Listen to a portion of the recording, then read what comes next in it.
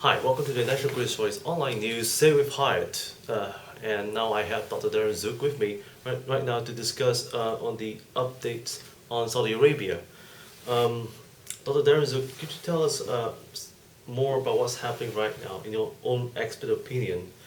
Well, since the passing of the Saudi Crown Prince, there's been a lot of changes going on, and especially the Olympic Games. For the first time, the Saudis are allowing the women to participate Right. At the last minute.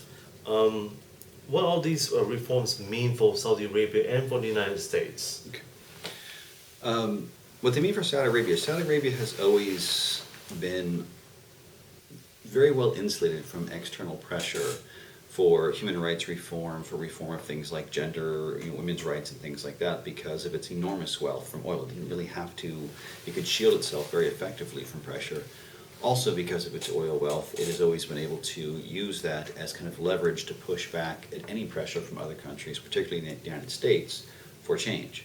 So why would they change now? Well, partly it's because of the passing of the Crown Prince. That's one thing. But there's also, Saudi Arabia is very aware of what's going on in its neighborhood. It's very aware of the Arab Spring. It's very aware that it's watching other very strong regimes topple one after the other due to popular pressure. Now, you're probably not going to have an Arab Spring in Saudi Arabia. But one of the things people often don't understand is that the Saudi economy is deeply troubled. It needs economic reforms. Unemployment is very high. So there's a lot of money in Saudi Arabia, but it has rarely been reinvested in the economy. The idea is we've always got enough money to insulate the royal family and to insulate the ruling regime from any pressures of the people. Nevertheless, looking around the Middle East, they realize, well, maybe we should make a few changes as kind of a pressure release, so that if we bring down unemployment or start investing in education and other infrastructure, it might buy them some time. So it's not a real surprise that you see things like the decision to allow female athletes to compete in the Olympics. That takes a lot of pressure off of, say, a regime like the United States, that has always, on the one hand, been a strong ally of Saudi Arabia, but has always been embarrassed by Saudi Arabia's human rights record. So when Saudi Arabia says, okay, for the first time we will let our women compete, then the United States faces less pressure for having such a close relationship with a very non-democratic regime. So it's kind of a win-win situation. Saudi Arabia gets to look like it's introducing reforms, and its close allies get a chance to say, well, see, things are changing, so we're not so bad after all. But the economic reforms, for instance, that you see in Saudi Arabia, I think looking at the Saudi economy, if you take a close look at the Saudi economy, it's actually, it's hard to understand how a regime that generates so much wealth has not in fact built a national economic infrastructure.